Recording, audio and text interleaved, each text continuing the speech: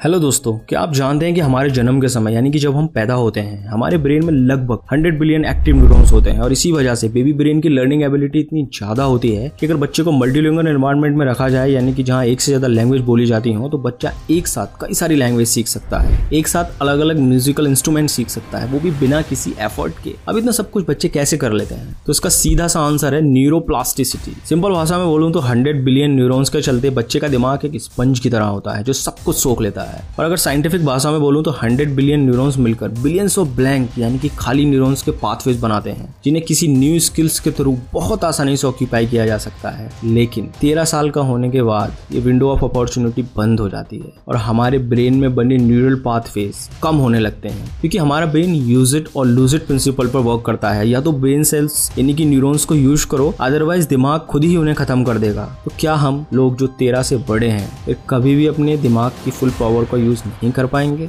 क्या हम फिर कभी भी न्यू स्किल्स को उतनी आसानी और एफिशिएंसी के साथ नहीं सीख पाएंगे? तो ऐसा कुछ नहीं है। आज की साइंस बहुत ज्यादा एडवांस हो चुकी है और न्यूरोजेनेसिस के थ्रू हम अपने दिमाग की न्यूरोप्लास्टिसिटी यानी कि दिमाग में न्यूरॉन्स के सर्किट्स या पाथवेज को इंक्रीज कर सकते हैं। अब आप सोच रहे होंगे कि यार ये न्यूरोजेनेसिस क्या भला है? तो सुनो, 1980 में जो neuroscientist Fernando Nottebohm songbirds के ब्रेन पर रिसर्च कर रहे थे तो उन्होंने पाया कि जब बर्ड्स न्यू सॉन्ग सीख रहे थे तो उनके ब्रेन में कुछ डिफरेंट एक्टिविटीज हो रही थी। और फर्दर रिसर्च करने पर यह पता चला कि असल में गाना सीखते समय बर्ड्स के ब्रेन न्यू सेल्स प्रोड्यूस कर रहे थे। और जब ऐसी ही काफी सारी रिसर्च इंसानी दिमाग पर की गई तो पता चला कि हमारे दिमाग के कुछ हिस्सों में जैसे कि हिप्पोकैम्पस और सब वेंट्रिकुलर जोन में न्यू ब्रेन सेल्स यानी कि न्यूरॉन्स बनते हैं। और ज्यादा स्टडी करने पर यह पता चला कि हमारा ब्रेन डेली लगभग 700 to 800 न्यूरॉन्स प्रोड्यूस करता है। न्यूरॉन्स की ये संख्या इतनी कम होती है कि इनसे हमारे ब्रेन की एबिलिटी पर कोई असर नहीं पड़ता। But according to doctor Brant Cortright के अनुसार ब्रेन में न्यूरोजेनेसिस के प्रोसेस को 5 गुना या उससे ज्यादा तक इंक्रीज किया जा सकता है, जिसके बारे में उन्होंने अपनी book the neurogenesis diet and lifestyle में बताया है। सो चलिए जानते हैं how to increase neurons in the brain. First है न्यूरोजेनेसिस एक्सरसाइजेस। एक्सरसाइज के लाइफ चेंजिंग बेनिफिट्स के बारे में तो हम सब जानते हैं, लेकिन क्या आप ये जानते हैं कि अलग अलग एक्सरसाइजेस का हमारे माइंड और बॉडी पर अलग अलग असर होता है? फॉर एग्जाम्पल, जब न्यूरो साइंटिस्ट ये रिसर्च कर रहे थे कि किस एक्सरसाइज को करने से हमारा ब्रेन सबसे ज्यादा न्यूरॉन्स प्रोड्यूस करता है तो चौंका देने वाली फैक्ट सामने आए। स्ट्रेंथ एक्सरसाइज जैसे कि जिम में वेट उठाना या स्ट्रेचिंग एक्सरसाइज से हमारा ब्रेन ना के बराबर न्यूरॉन्स प्रोड्यूस करता है। और वहीं एरोबिक एक्सरसाइज जैसे कि वॉकिंग के ब्रेन में सबसे ज्यादा न्यूरॉन्स प्रोड्यूस होते हैं। ये इंटरेस्टिंग फैक्ट मुझे इस टॉपिक की और गहराई में लेके गया तो कुछ चौंका देने वाली इन्फॉर्मेशन मेरे सामने आई। जैसे कि दुनिया में जितने भी ग्रेट माइंड हुए हैं जैसे कि Leonardo da Vinci, Nikola Tesla, Swami Vivekananda,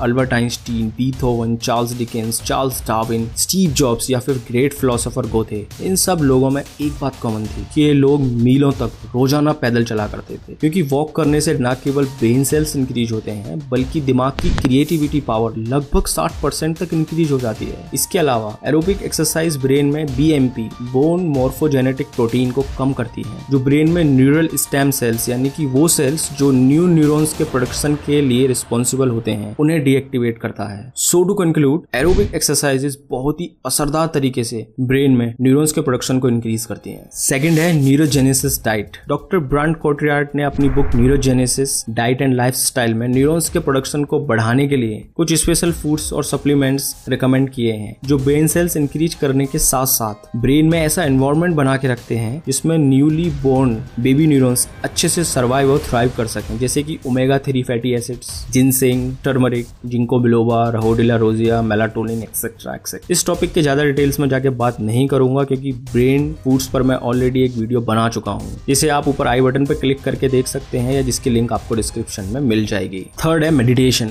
meditation के बेनिफिट्स के बारे में ऐसा कहा जाता है कि वो एंडलेस हैं और जब बात दिमाग के वेल बीइंग की आए तो आप मेडिटेशन को नेग्लेक्ट कर ही नहीं सकते। मेडिटेशन ही केवल ऐसा तरीका है जिसको करने से ब्रेन में न्यूरोजेनेसिस और न्यूरोप्लास्टिसिटी दोनों इंक्रीज होते हैं क्योंकि मेडिटेशन के दौरान हमारे ब्रेन में कुछ इंपॉर्टेंट केमिकल्स रिलीज होते हैं जैसे कि सेरोटोनिन, मेलाटोनिन, गाबा, एंडोर्फिन एक्सेट्रा एक्सेट्रा। ब्रेन में इन केमिकल्स का काम अलग अलग है, लेकिन अगर एक लाइन में बोलूं तो इन्हीं केमिकल्स के चलते ब्रेन नेगेटिव पैटर्न्स को रिमूव कर न्यू पॉजिटिव कनेक्शन फॉर्म करता है जिसका डायरेक्ट असर हमारे फोकस, कंसंट्रेशन और इंटेलिजेंस पर पड़ता है। इसके अलावा जब हम रोजाना मेडिटेशन करते हैं तब ब्रेन का हिप्पोकैम्पस वाला हिस्सा बढ़ने लगता है और ब्रेन के इसी हिस्से में न्यूरोजेनेसिस यानी कि न्यू न्यूरॉन्स बनते हैं। मतलब कि जितना बड़ा हिप्पोकैम्पस उतने ज्यादा न्यूरॉन्स ब्रेन में प्रोड्यूस होंगे और जितने ज्यादा न्यूरॉन्स ब्रेन में होंगे उतने ज़्यादा आप इंटेलिजेंट होंगे। और अब ऐसा बिल्कुल नहीं है कि इन बेनिफिट्स के लिए आपको घंटों मेडिटेशन करना है। अकॉर्डिंग टू साइंटिफिक स्टडी रोजाना 30 to 40 मिनट्स मेडिटेशन करने से हिप्पोकैम्पस का साइज इंक्रीज होने लगता है। लास्ट है लर्निंग। दुनिया में ज्यादातर लोग अपने दिमाग को डेली बेसिस पर चैलेंज नहीं करते हैं, जिसके चलते उनके दिमाग में न्यू न्यूरॉन्स के सर्किट्स नहीं बन पाते। और जैसा कि हम सब जानते हैं कि हमारा ब्रेन यूज इट और लूज इट प्रिंसिपल पर वर्क करता है, तो इसी कारण से उन लोगों की इंटेलिजेंस भी सीमित रह जाती है। ये ठीक उसी तरह वर्क करता है जैसे कि एक्सरसाइज के दौरान हमारी बॉडी, जब हम एक्सरसाइज करते हैं तब बॉडी के टिश्यूज फटने लगते हैं और उन फटे हुए टिश्यूज को रिपेयर करने के लिए बॉडी नए टिश्यूज को प्रोड्यूस करती है, जिससे बॉडी धीरे धीरे स्ट्रांग होने लगती है। इसी तरह जब ब्रेन को डेली बेसिस पर उसकी मैक्सिमम कैपेसिटी तक यूज किया जाए तो ब्रेन भी न्यू ब्रेन सेल प्रोड्यूस कर अपनी कैपेसिटी को इंक्रीज करने लगता है। The more you will learn the more you will be adding neurons. इसीलिए जितने भी सक्सेसफुल लोग हैं उनका सीखना कभी खत्म नहीं होता और इसी के चलते वो इतने इंटेलिजेंट भी होते हैं। सो अगर आप भी ये चाहते हैं कि आपका ब्रेन भी खूब सारे न्यू ब्रेन सेल प्रोड्यूस करे और आप भी एक इंटेलिजेंट इंसान बन जाएं, तो exercise your brain by reading, writing and visualising. क्योंकि सिक्स पैक्स ऐप भी अच्छे सप्लीमेंट खाने से नहीं बल्कि मेहनत करने से बनते हैं। सो दैट्स इट दोस्तों, मैंने अपना काम कर दिया, अब आपकी बारी। अगर इन्फॉर्मेशन अच्छी लगी हो तो लाइक करें, सब्सक्राइब करें, घंटे का पूरा इस्तेमाल करने के लिए उस पर क्लिक कर दें और अगर ये सब कर दिया है तो थैंक यू सो मच।